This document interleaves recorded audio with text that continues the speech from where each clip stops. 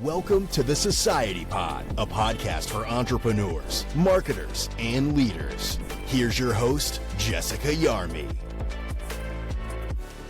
Hey there, everybody. Welcome to this week's episode of the Society Pod. My guest today, he's on a mission to create the world's healthiest, strongest fitness community. He's a High Rocks athlete. He's a coach. He's the CEO and co-founder of Alpha Fit Club, which is one of the fastest growing fitness franchises in the country. We'll just say in the world, because this is my podcast and I can say it how I want to say it. We're just going to go for the ultimate hype. It's safe to say he's ushering in a new era of fitness industry leadership. I'm so excited to have this conversation. Welcome to the show, Coach Sam Tooley. I was so happy that I didn't have to do the bio. I was like, if you're like, introduce yourself, tell us about yourself. I'm like, please no. So you did it way better than me. Certainly hyped it up. So I appreciate it and happy to be here. Well, I want to know how you introduce yourself, though, because you are involved in so many different things. And you also have garage gym on the side, which I didn't even mention. And so as you meet somebody new, how do you introduce yourself? It was told to me a long time ago that you shouldn't actually start with what you do for work when you introduce yourself, which I don't do. I still don't know how to answer that then. I'm a goofy goofball who just is figuring it out as he goes. But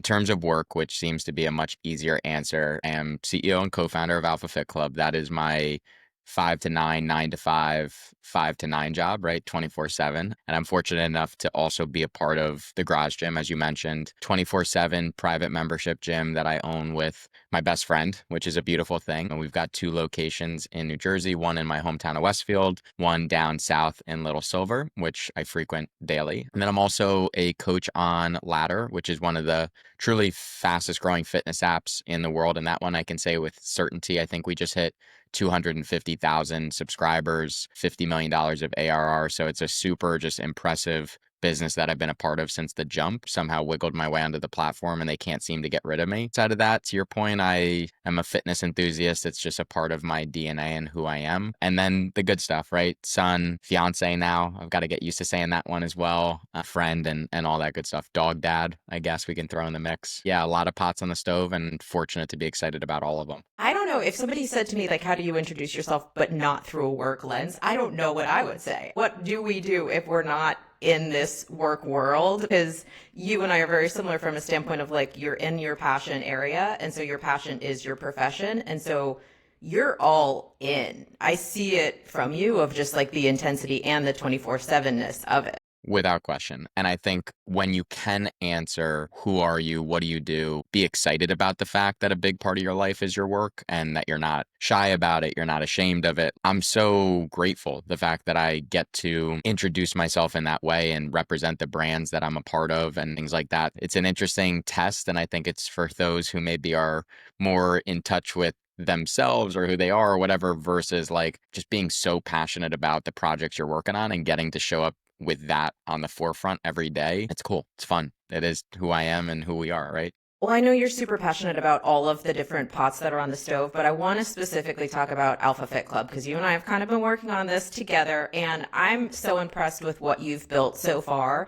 But I want you to just introduce everyone to Alpha Fit Club if they haven't heard of it. What is it? What are you all about? And how are you looking to grow here in the next few years? As we talked about at the beginning of this, saying that it's one of the fastest growing fitness franchises in the country, the world, like it's true, I think, but I also am not naive enough to think that everybody knows who we are, right? I still show up and expect no one to know what Alpha Fit Club is yet. We are a blimp on the radar, but we're definitely moving with force and moving quickly. So Alpha Fit Club itself is a group fitness, strength and conditioning, circuit style experience. And the vision was, could we take New York City boutique fitness and bring it to the suburbs, right? So this was back in 2017. I had just moved home, was coaching at the high school. I literally looked like a kid on the track team back then. Most people would get confused as to whether or not I was the coach or if I was a kid on the team.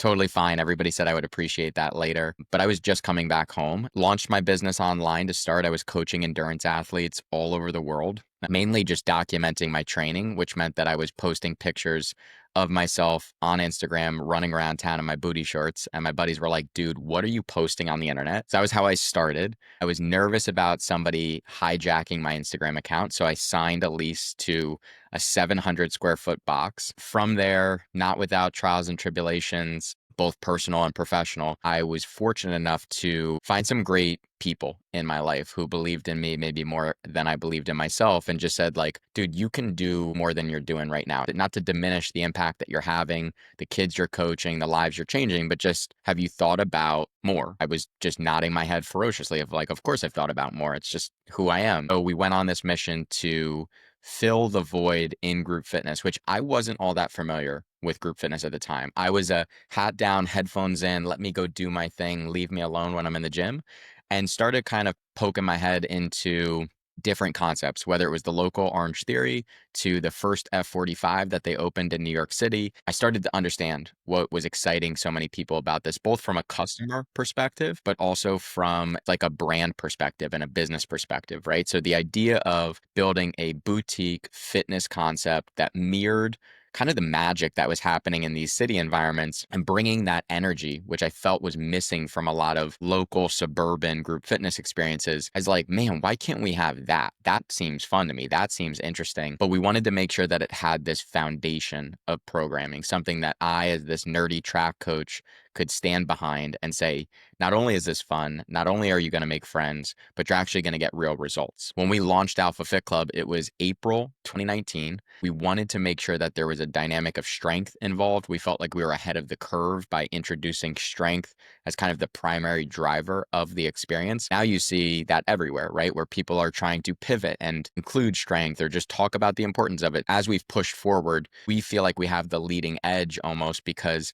we've taken what people loved about what was group fitness and already infused this strength dynamic into it. You know, alpha is a vibe, right? You walk in, you feel like the lights are low, the music is bumping, you feel like you could be in New York City, but you're actually in the middle of New Jersey. You just dropped your kids off at school, you know? So it's been a special thing to watch almost maybe the industry catch up to us in terms of what's important and how you can deliver it. It's also, you know, a challenge now as we think about maybe a more crowded marketplace as we kind of carve out our space in it. Definitely seems like the high rocks or the hybrid athlete trend, it's there this year. It's such a focus area for people, and high rocks is exploding.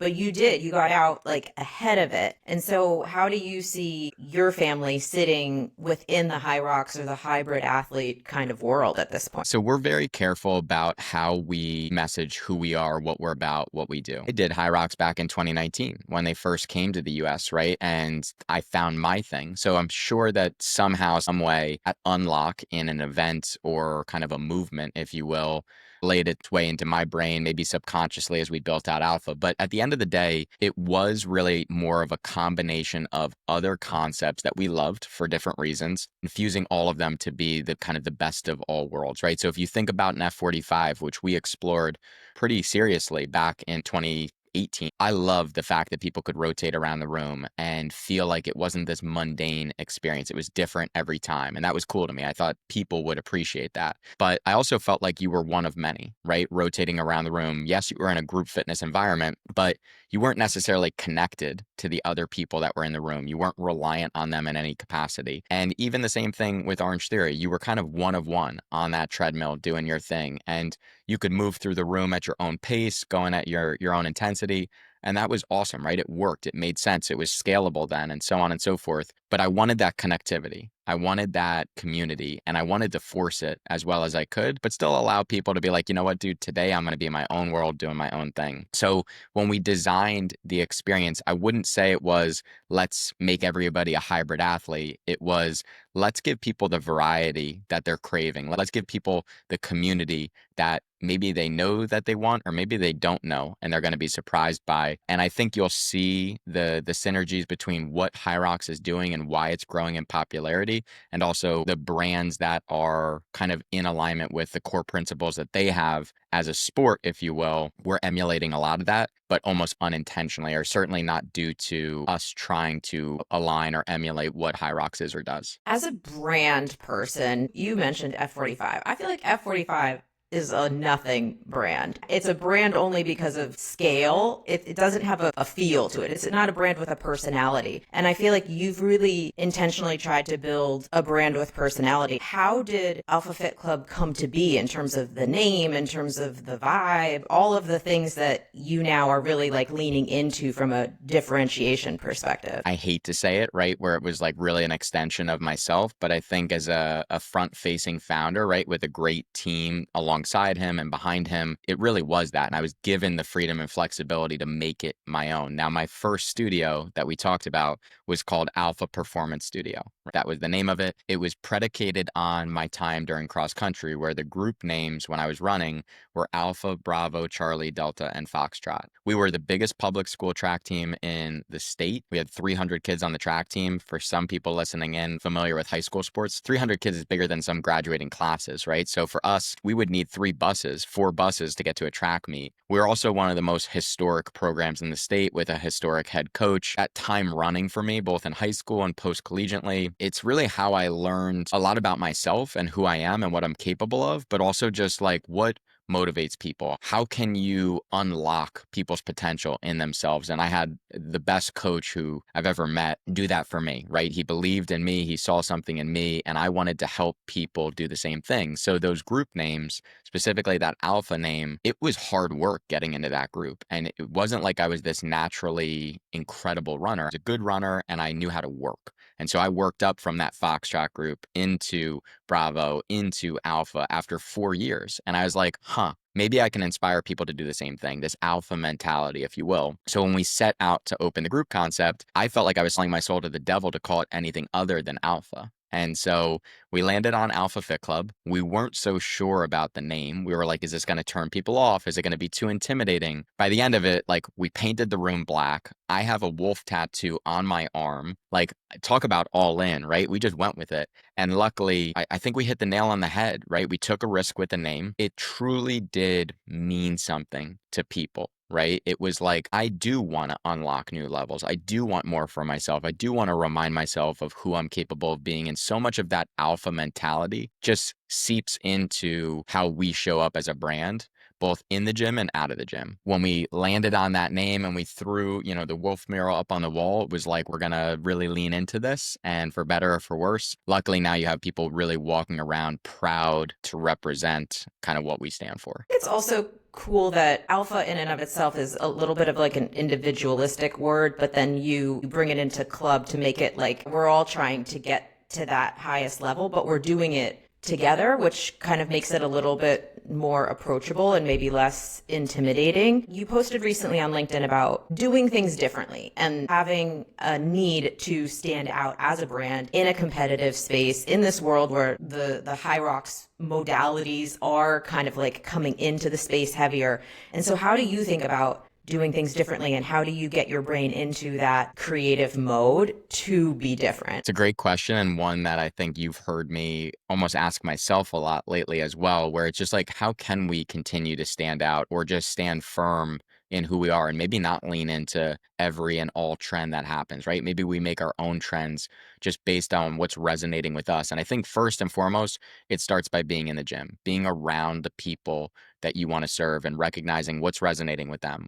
What do you feel like they need, right? And how can you deliver that? So I typically will start in terms of trying to drive creativity around almost problem solving for our people first and foremost. And it's recognizing what do they need? How do we get that to them? And how are we delivering it in a way that piques their curiosity, gets them excited, right? And that's a challenge. But I think it's also, can we take things from other industries? Can we take things from other brands, not just specific to fitness? Because I think the challenge is, as you look around today, there's so many amazing brands out there. There are, specifically in the boutique fitness world, that I genuinely admire. Love the founders because they're moving and shaking and doing the thing that we're doing. You get what they're trying to make happen, but it's really hard to do something so different than everybody else is doing. It's one thing to take that in-studio competition that you hold once a year or twice a year and put your own flavor on it. But how do you turn that on its head and really make it stand out? And for us at Alpha Fit Club, as an example, was everybody's doing the same kind of 12-week training blocks. Everybody's doing an in-studio competition. You see a lot of brands moving away from weight loss to performance, what have you. But who's like really doing it at that next level? What does that next level look like for us at Alpha? For us at Alpha, as an example, it was, let's not do just an in-studio competition. Let's rent an active military base that's 20,000 square feet in a central location to all 15 of our studios. And let's challenge 1,000 members to come compete for every location under one roof. Let's get 2,000 spectators there, and let's call it the main event. There's not one other concept that I've seen pushing the boundaries of what's possible. Maybe it's because they're not thinking about it. Maybe they're not asking those questions, but maybe they are, and they're just not willing to go do that thing or try it and fail, right? We could have had nobody sign up for that event, and we would have been looking around like we were idiots. But instead, people showed up and showed out, and all of a sudden it's this success, right? Sometimes I think on the other side of that creativity is a willingness to put yourself out there and be different. And I think you have to grant permission to say, you know what, this feels right on all accords. We're going to give it our best shot and really give it the best shot so you actually have a chance at having something on the other side of it. I love that you built that event. And I love that you are so still ingrained in the locations and in the modality itself. People who are looking to get into a fitness franchise, a lot of times you do look to the founder to kind of like say, like, how do I align with this person? In early franchises in the fitness space, you do kind of find franchise owners who are equally passionate about the modality as well as the business model. Where you get to a certain size and it becomes more about the business model, any Joe Schmo on the street can be like, okay, I can bring that to life because it's so baked as a concept. How do you think about finding your next best franchise owner? Like, how are you going after those people, or how are they finding you? Historically speaking, for Alpha Fit Club, in terms of kind of a trajectory of growth, if you will, we first had our 3 corporate studios. Those were proof of concept, both, I think, internally and externally. We showed not only could it work in my hometown, but it could also work 45 minutes north, 45 minutes south, where I knew nobody, right? I really lived in this hometown bubble. We proved it to ourselves. And I think showing up in that way, every single franchise that we sold to start, which was actually 20 locations before we ever opened our first, everything was internal. What I mean by that, it was members, it was coaches, it was people close to the brand. So to your point, we certainly as a brand, I as an individual resonated with them, right? They were bought into the vision and the vision alone. And yes, we had proof of concept from a business perspective, but that early on in a franchise to sell that many units, we knew that there had to be some sort of connectivity to the brand, some sort of trust in us as just people first, because in fairness, it was a bet. Right?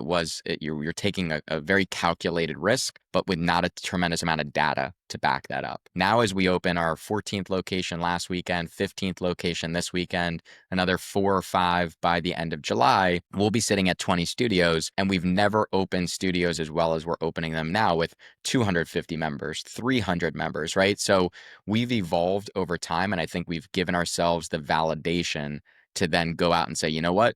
Okay, we've made the magic happen here in New Jersey with our friends, families, what have you. We've taken the necessary steps to improve our processes, our infrastructure, our strategies. We're thinking creatively outside of the box and saying, we're not okay with just being who we've always been.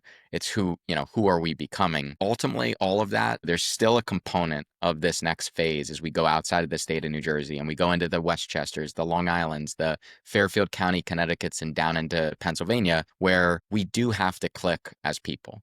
You do have to get the vision. You have to understand what this is all about because yes, you're opening a franchise, but you're opening a small business, right? A gym at the end of the day, until maybe it reaches some level of brand notoriety that I'm not familiar with yet, it's a small business and it's not plant the flag and hope people come. It's build the place, build the people, and infiltrate that community by being the person that you are and being passionate about the mission that you're on. So no matter what we do, there's only so many levers to pull on. You still got to show up in a way that unites people behind you and gets that buy-in. And luckily on the other side of that, we've got a great product, a great experience, and a great team to help with all the other parts of it. So still people first, and they need to be bought into that mission. You and I talked a lot about your footprint, going specifically from New Jersey versus taking an early franchising approach of we'll take anyone and everyone from wherever they are in the country. For those franchising nerds out there, and I know there's a lot of you, growing from a hub, if you will, and like New Jersey being the hub, like there's a lot of benefit to that as you start to scale and as you start to really like add some fuel to the flywheel. Did you guys go into this knowing you were going to franchise, number one? And then did you go into this franchise knowing that you were going to build from New Jersey as the hub? So franchising was the goal from the jump. Now, as a 24, 25-year-old kid with one personal training studio, did I know what that actually meant and it would entail? Absolutely not, right? I think I'm still figuring that out in terms of now where we are. But the goal was to franchise. That's why we were looking at F45 and things like that. We wanted to grow a big business. Obviously, we opened again April 2019. So we were 10 months in when the pandemic hit. Oh, my heart sank down into my stomach. I'm like, what are we going to do? I felt bad for all of 30 minutes. Dusted myself off and said, okay, what are we actually going to do now? Because I'm not just going to roll over. Franchising was the goal. Completely misunderstood the assignment, if you will. We do it once, we do it twice, we do it 3 times, we document everything. Number 4 should be easy, right? We've proven that to be the case. Like, yeah, dude, no, right? So trials and tribulations of thinking big but being small early on. But what I will say is that it was unintentional to just grow in New Jersey. But it was the best thing that could have ever happened to us, right?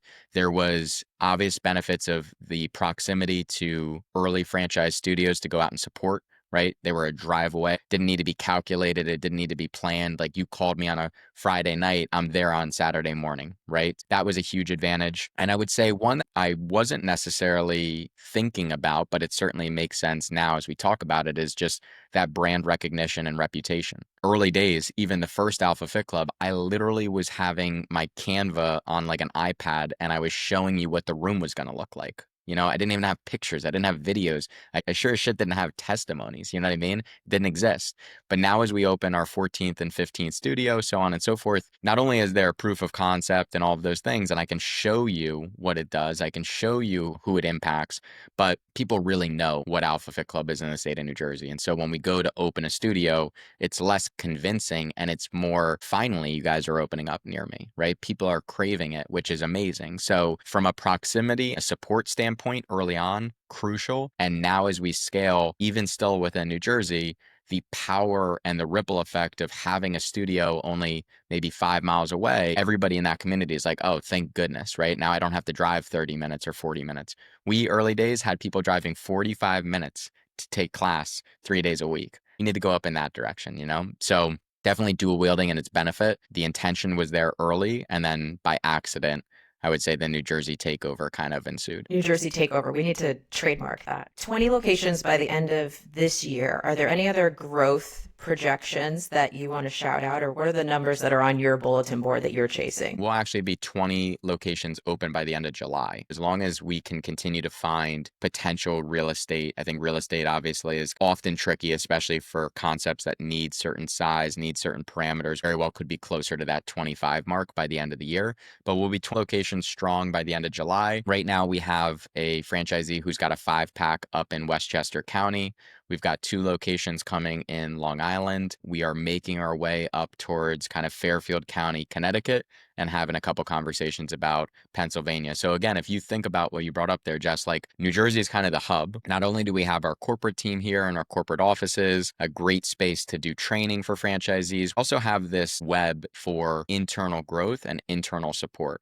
What I mean by that is now you've got 20 managers across the state, some corporate, some franchise, right? They can become weapons for us as we grow. They know the brand, they know the business, they know what to do. And whether it's growth inside our corporate company, or maybe it's opportunities to uproot and move and now run 5 locations for a great franchise partner, we have that, which we just didn't before. It's an incredible opportunity. So even as we onboard general ops teammates who might be working the desk for 10 hours a week as a part-time gig, part of my sales pitch is, listen, growth is coming and it's coming fast. So if you want to get on a rocket ship, like buckle up, let's go. And on the coaching side, it's the same deal. Great talent, especially in the suburbs, not like an urban city environment, is hard to find.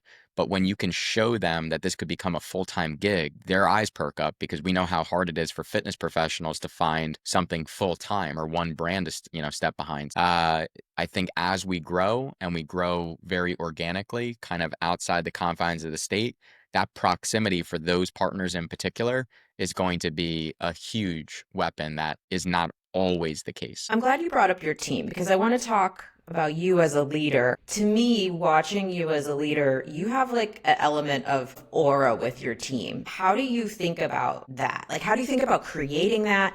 How do you think about empowering your team? How do you think about bringing them along with you as you're growing at light speed? I love these podcasts because sometimes it's like the first time I talk about things out loud ever, right? Obviously, I've thought about being a great leader or trying to be, but not often talked about it. I think first and foremost, it's just giving a shit, quite frankly. Like, do you actually care about your team as people? I'm like an insanely emotional person. When I talk about my team, I even get emotional because I think it's one of those things where like actually take a step back. I'm sure you've heard the saying where like no one's going to care as much as you care, right? That's supposed to be this like ultimate truth that you just have to accept. I've totally walked into the world understanding that that's supposed to be the case. But then as I take a step back and I look at how my team shows up, I'm like, I'm not so sure. Like, I think they care just as much as I do. And the proof is not in like this theoretical whatever, because they said this thing. It's the proof is in their actions and how they show up every day. I would like to think it's because I treat them as partners. Yes, I'm guiding the ship, but if they have a role and they have responsibilities, there's freedom and flexibility within our team to say, go make it happen as you see fit, right? And I always ask a lot of questions being like, what do you think? What is your opinion here? Because candidly, it's almost like going into a studio and telling a manager after you haven't been there for a year, hey, you need to do this, you need to do that, you need to do this, without asking questions. Who is going to know the answer to the questions that you're going to ask better than the person who's in the trenches every single day? So there has to be a level of respect for your team where it's like, listen, you're in the weeds of this thing. I need your feedback. I need your opinion because you've got the information that I don't have by being far removed from it. So there's a level of trust. There's a level of expectations as well that comes with that trust. And there's a standard that I'd like to say I try to set in everything I do, whether it's how I treat people to the level of execution and detail that I have in my own work. Be the standard, give a shit, give people a lane to run in as hard and as fast and as far as they want to go, and let's see what you got. But with that comes those expectations. And if the work doesn't matter how much I love you, it doesn't matter how much I care about you as a person, you do have to segment that personal care and consideration for the human who you know is doing their best to the output on the other side. And as we grow, that's something I have to be really mindful of because the business could even outgrow me one day as a CEO. I refuse to let it happen, but I'm not naive to the fact that we might scale really, really quick into a world that I've never played in before. And it would be to my own detriment to stand in the way of what could be just by my own limitation. It's interesting that you bring up growth because as you're saying, you set the standard in terms of excellence or maybe like the quality that you're going for. I think you also set the standard for the growth mindset around all of it. You know, whether it's the fitness side, you're clearly like living that, but then also the business side and trying to like push forward in your own professional development when your team sees that. And then they also see the studio unit count growth that's going to be on the board. It is this cultural element of like where we are today, amazing, we love it, but next, a level up kind of approach to how you run things.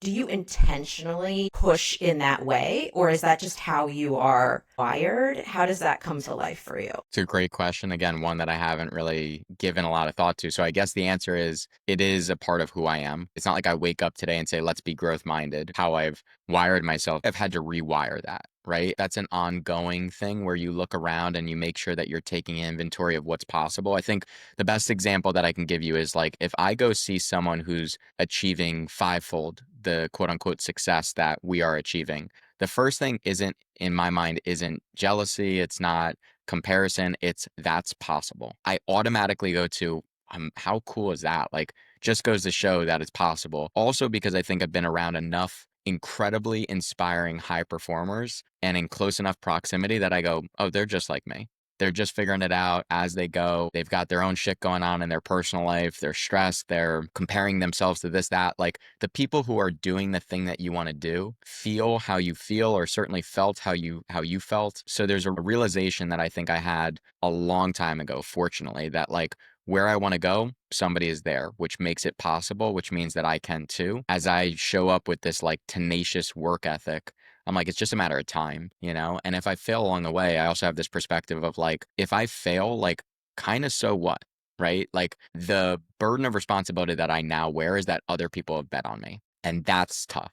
That's where failure becomes not an option. People have quit their jobs to join our team. People have moved across the country to join our team. People have invested their life savings to open a studio. Those are real responsibilities that we now wear. It's not just about me. It's not just about our team and the eventual success that we hope to achieve. It's how can we make sure that we are showing up and fulfilling the promise we made to everybody else, whether that's the person on our team who, you know, decided to leave their gig and join a startup, or a franchisee who took out a second mortgage to open the gym that they dreamed of. So I should not diminish the fact that that's real. And I certainly don't ever let the idea of failure being okay enter my mind. You have this athlete's mindset to how you run your business, and maybe failing equates to like coming in third in a race, and you know you have another race next weekend, and so you know you kind of can compartmentalize it from a standpoint of like a micro fail is not the same as a macro fail. How else do you feel like your athlete world blends in or overflows into your professional world? I bring it back to track. Track to me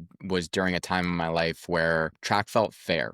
Right? Like when I was in high school, I felt like a lot of things weren't fair in my personal life, where my family was dealing with some family drama. I never wanted to be home. It wasn't like a happy place for me. My coach, who was again this historic coach, was this military guy. He would look at me at the track and he's like, "You're the angriest runner I've ever seen in my life." And he's like, "You need to like harness that, but you should also probably let some of that shit go."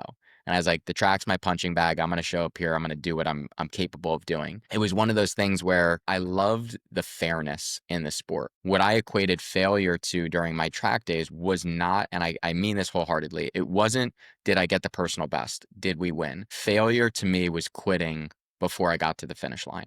It was like mile 2 of a cross country race. I had 1.1 miles to go. It was my legs are aching. I can't keep up with the kid next to me. And it was quitting in that moment. And so the question that I would ask myself was, how bad do you want it? I would literally, the second that pain entered my body, I was like, how bad do you want it? You told yourself you wanted this. How bad is that? And winning, or at least walking away from that race at the end of the day, was this feeling of pride because I gave it everything. There's not a bone in my body that had another step to give at the end of that race. Literally, that's all I could do. There was nothing else. Now, did I prepare the right way? Did I show up every day at practice for that moment? Was I a good teammate? All of those other things come in for sure.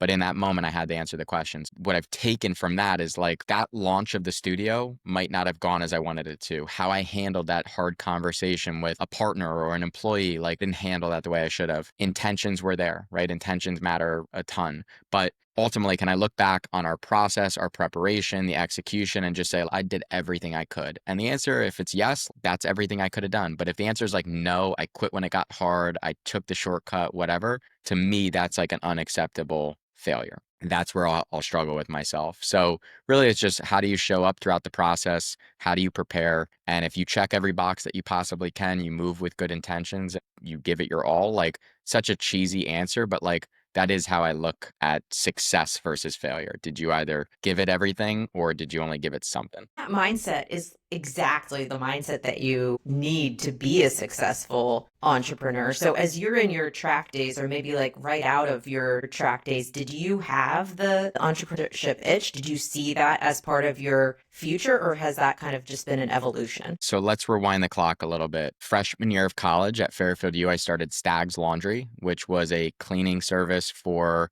kids on campus who would bag up their laundry. A cleaning service off campus would come pick it up, clean it, fold it, bring it back to you, and you would pay a subscription essentially. That was my first business freshman year of college. Second year, I rented a fleet of Italian ice trucks in my hometown, designed routes, drove them the first month, hired kids younger than me, rented an apartment at 19 years old, had them come by with Italian ice cash at the end of the day. You can imagine what that looked like to my neighbors in the apartment complex. I've always had the entrepreneurial itch. And candidly, point that I was kicked out of college my junior year. I was so focused on the world outside of the classroom, making money, building things, and connecting with people that like I just lost such an interest in traditional learning. And I felt like I had what I needed, right? I had this desire to just like scratch and claw and just be gritty and think outside of the box. There was no containing that energy. When I came home, I tried having a quote unquote real job.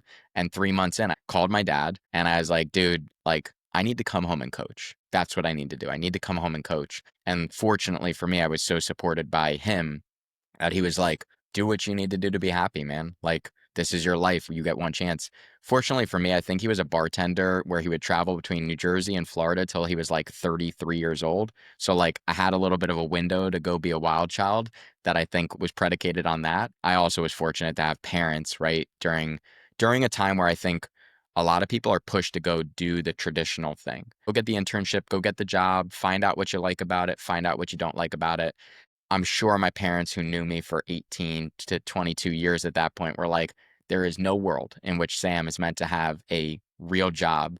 I'm using the finger quotation marks for everybody listening, but I just wasn't meant for that. And I think everybody knew it. I think it was just, I stood at that first couple weeks of track practice, coaching, starting the Instagram account and opening the gym. Sometimes I missed the simplicity of that starting point because it was just so fun. Every day was just like, I cannot believe I get to do what I love and go make money. Game became pretty addicting pretty quickly. So, what are you most proud of so far as an entrepreneur? Man, what am I most proud of? I would say two things. So first and foremost, the impact that we've had on people's lives that have come through this gym is something that I don't almost like to focus on too much because I think then it feels like I've done what I'm meant to do, meaning like it's almost like job is complete. If I really think about the transformations we provided, again, I don't even really think of physical. I think of more of like the emotional and the mental. I always talk about the fact that like when somebody comes in, we have a chance to change the trajectory of their life.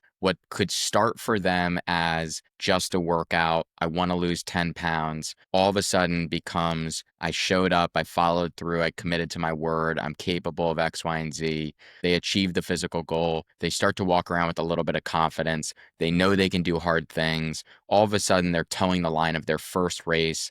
They've made friends that they're never going to forget inside that gym that transfer out. Like, you're literally changing people's lives through the work that you're doing. In some instances have even like saved people's lives who have said, I was depressed, I was this, right? So to me, fitness has always been a catalyst for change, right? And again, I know sometimes this fitness world can feel really cheesy when you say things like that, but there's proof to back it up. And it would be almost irresponsible to not recognize the power that you hold and the thing that you're providing.